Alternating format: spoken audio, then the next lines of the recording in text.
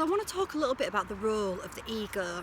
So the ego is the false self. So again, I'll link a video below and you can go into more detail about the false self and the true self. But the ego is the false self. It's the lower mind that's been programmed into fear, lack, judgment, shame, guilt. Those kind of lack programs. That's part of the false matrix makeup. So we're programmed into that. The ego is programmed into that, and we attach to the ego and we think the ego is us, the personality. We think it's who we are, but the truth is that's not who we are. The true self is the soul, is a multidimensional self. So the ego's job is to actually keep you quite small. It wants to keep, it's not bad, isn't the ego? It's not inherently bad. It's just been programmed in a negative way, in a way that keeps us hostage. We keep ourselves hostage through our own ego, through all these fears and illusions that are in the ego. And the ego really just wants to keep you safe, and it thinks to keep you safe it needs to keep you in the known. It needs to keep you in the familiar. If it keeps you in the familiar, it thinks it's safe because it's learned coping mechanisms to survive in the familiar. So the familiar might be pretty shit and pretty abusive and toxic, but the ego will often come up with all sorts of reasons why you should stay in the familiar, because it feels safe in the familiar and it doesn't know what's in the unknown. And the ego also keeps you, so actually what it's doing is it's keeping you locked in the past. So it's constantly replaying the past, so it's not really allowing you to really grow into your full potential, really, leap forward, taking leaps of faith, just going forward, just following your heart, because it keeps you in the past.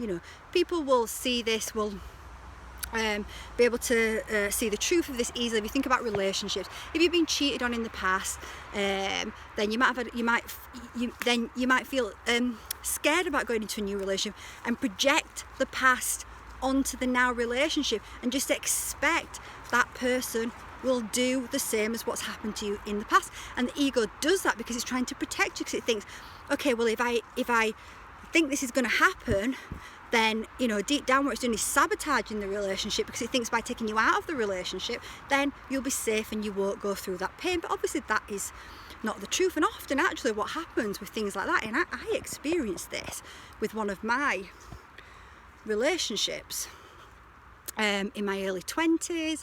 I'd met a guy, really liked him.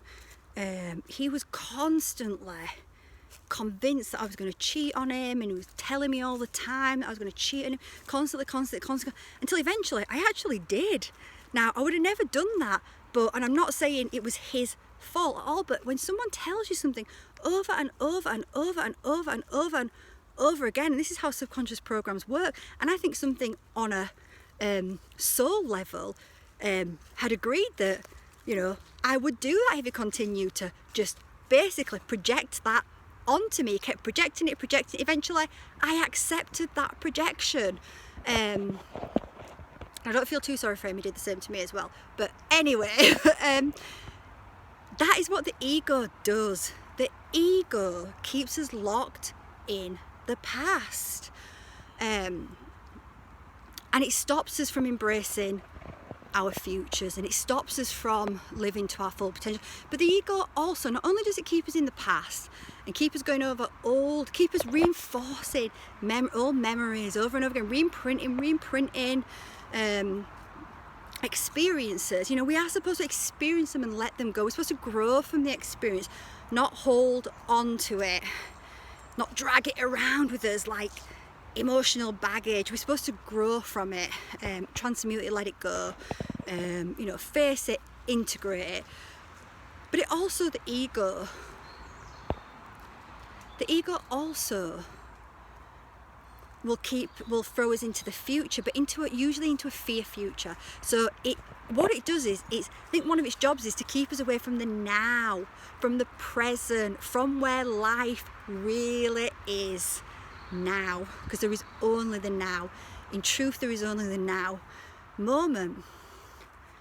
It keeps us locked in a past, and it keeps us repeating the past, creating the same loops, the same patterns over and over, the same relationship problems, the same job problems. I've met people before who've had like time and time again, like experiences with bad bosses or and it's like, why do I keep getting this? It's something inside, something keeps you locked in the past. There's something for you to learn, or it sends you into a future of fear, thinking about, oh, what if I don't have enough money to do this? What if he leaves me? What if I lose my job? What if this?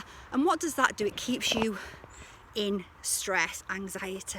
So that's what the ego often does. So we've got to make it a priority to have a daily spiritual practice so that we can retrain the ego, so that we can understand, for a start, just understand the ego's not you, it's not the true self, it's not who you are. The ego will chat some shit, and it will be a lot of shit.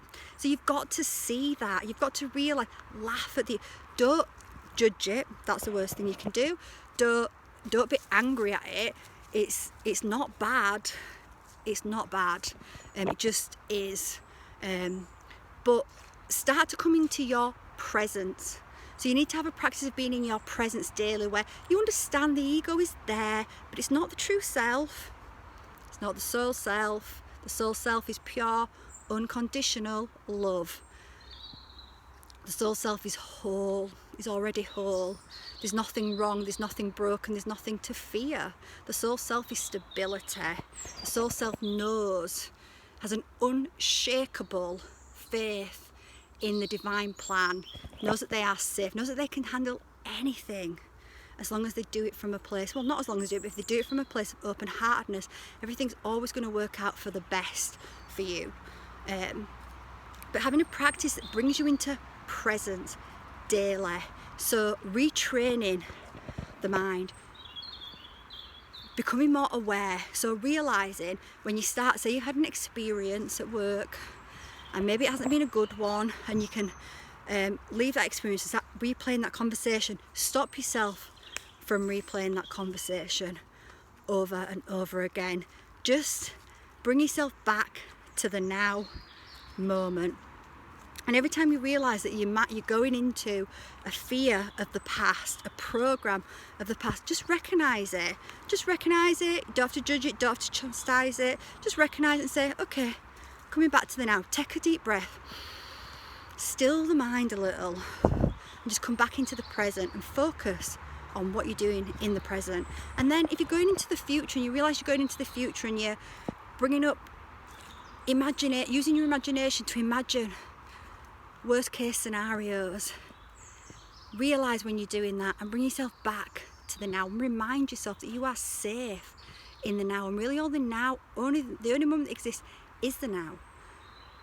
And if we're constantly in the past or in the future, we can't experience life. We are basically a zombie.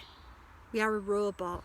We are being thrown around by old limiting conditions. As we start to become aware when we're going into past and replaying old experiences that are not helpful, or we start to aware we're going into the future and creating experiences that are not helpful, and we start bringing ourselves back. Every time we become aware and bring ourselves back, we're retraining the mind to come back and spend less time in those places. We're training ourselves to become more present, more centered in the now moment. And we have to do that. The mind it's like an unruly child. You have to train the mind. We have to retrain the mind. Even now I do a lot of meditation, and that really helps me get into presence. And actually very soon I will be releasing a free meditation in the next couple of weeks, which you can so look out for a video, because meditation really helps us come into the presence, and it's a guided meditation, so it's really a nice way to create more peace in the mind, to just start retraining that ego. But also, I've worked on bringing my consciousness back when I realise I'm going, but sometimes it does happen, and sometimes I can be aware that my mind is saying some crazy shit, but it's not that I ignore it per se, but I just see it and just think, it's just the mind, it's fine, it's okay, it's not the truth, it's not who I am, and I don't go down those rabbit holes. And as soon as you start doing that daily, it takes effort at first, but then it stops being effort and it starts being automatic. It starts to be a program, so it starts to be automatic and it starts to be natural, and you start to come more online again, more in sync, more in soul alignment, less in the ego, starting to dissolve more of the ego. The ego starts to quiet a little more as well. My ego is definitely a lot less active, so it starts to become more centered as well, and life, everything just gets easier.